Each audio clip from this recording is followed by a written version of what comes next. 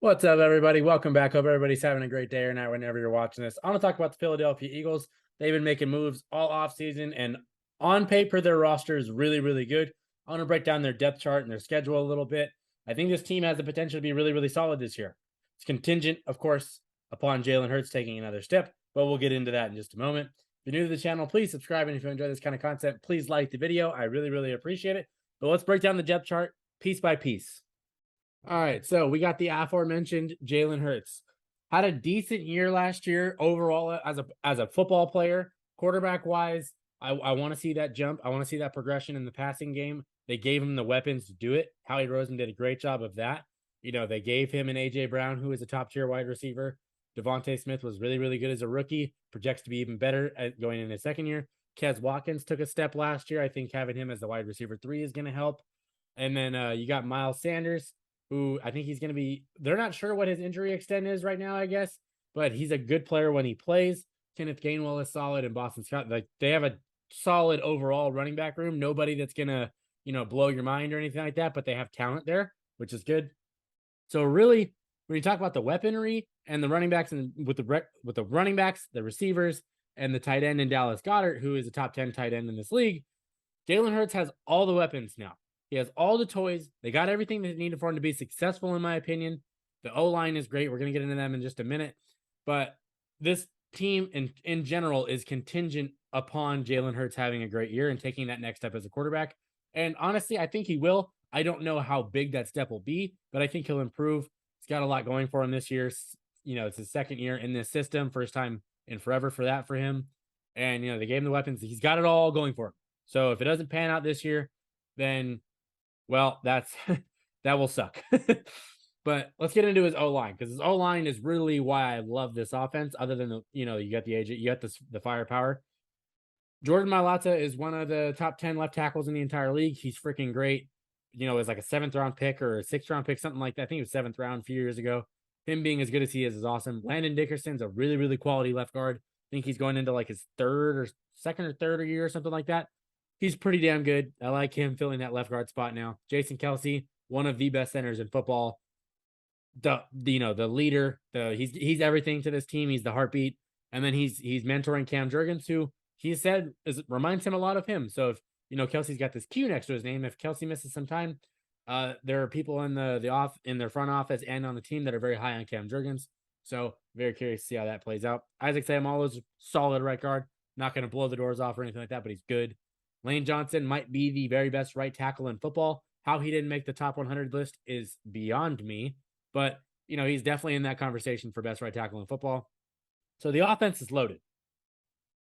And the defense has talent all over the place too, particularly in the pass rush, in my opinion.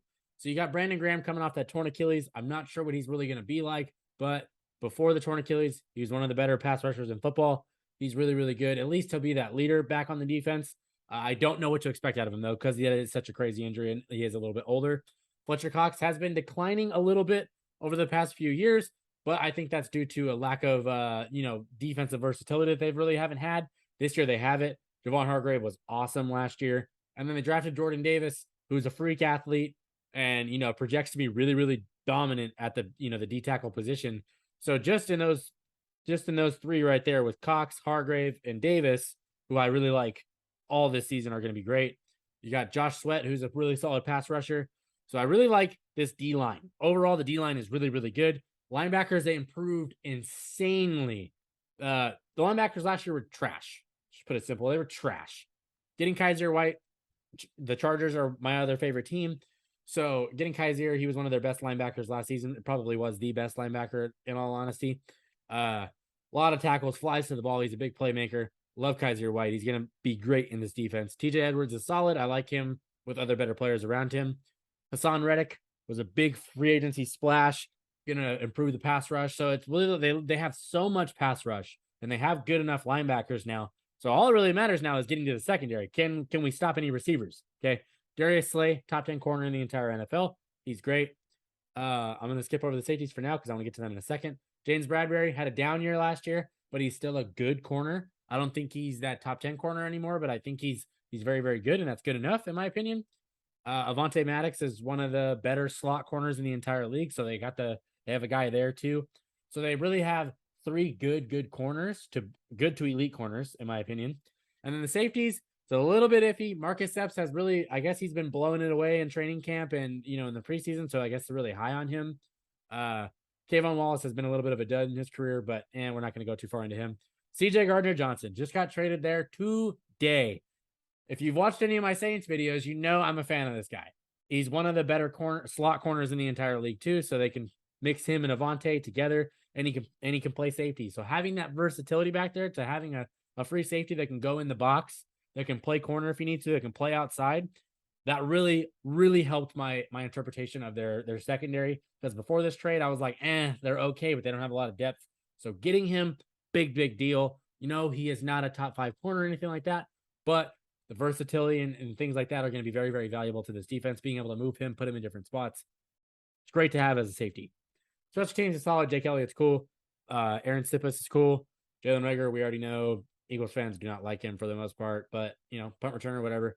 So special teams is cool. Let's get to the schedule now, so we can break down what I think the record might be. So we got week 1 against the Detroit Lions in Detroit. If you've watched my Lions video, I think the Lions are going to be a very improved team this season. Could shock a lot of people.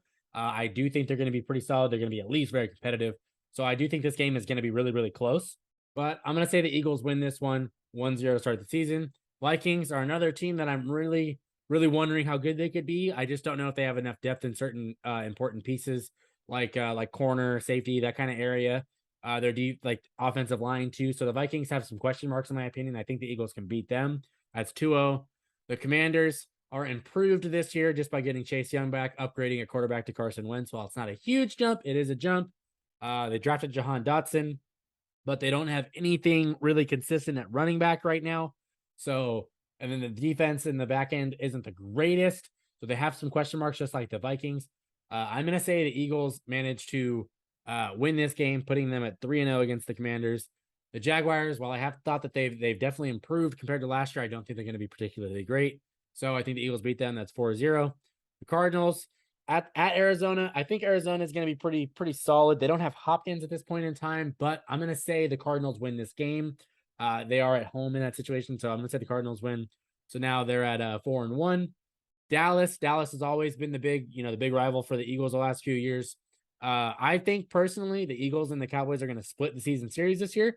I think both teams are going to be pretty competitive. So I'm going to say this game's at home.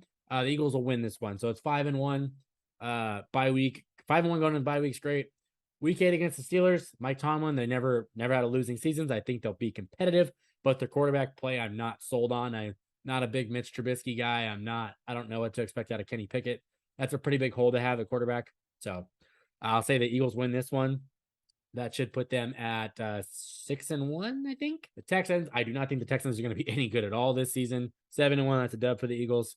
Commanders, kind of a similar story in my opinion. I already talked about them a moment ago, but to the Cowboys, to where I think that they're competitive enough to where they might win a game here. So I think that they'll split the season series with the Commanders as well.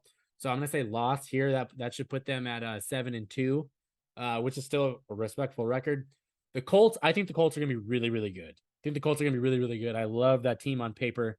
I'll say the Eagles managed to lose this game. It is on the road, so that puts them at 7-3. And then you got Green Bay. That is still Aaron Rodgers. And while this is not the playoffs we're talking about here, it's still Aaron Rodgers. They're still going to have, a lot of wins. Their defense is really, really good in Green Bay. They have a couple great running backs. Yes, their receiving core is questionable, but I still think the Packers are probably good enough to beat them here. It's in Lambeau. Or no, this is in Philly. Even then, I don't like the Eagles' odds very much. That should be 7-4 right there. The Titans, I don't think the Titans are going to be any good this year. I think they're going to have a major drop-off. Derrick Henry coming off a major injury going into his age 28 season with the workload he's had doesn't bode well. They don't believe in Ryan Tannehill. Malik Willis probably isn't the answer in year one.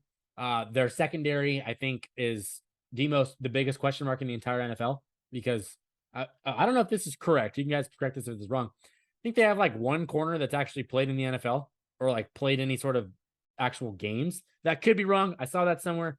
Did not fact check it, but if that's true, that is insane. So I think the Eagles are going to beat them here. That should be 8-4. And then we get the Giants. I think the Giants are going to be horrible this year. Straight up. I do not like them at all this year.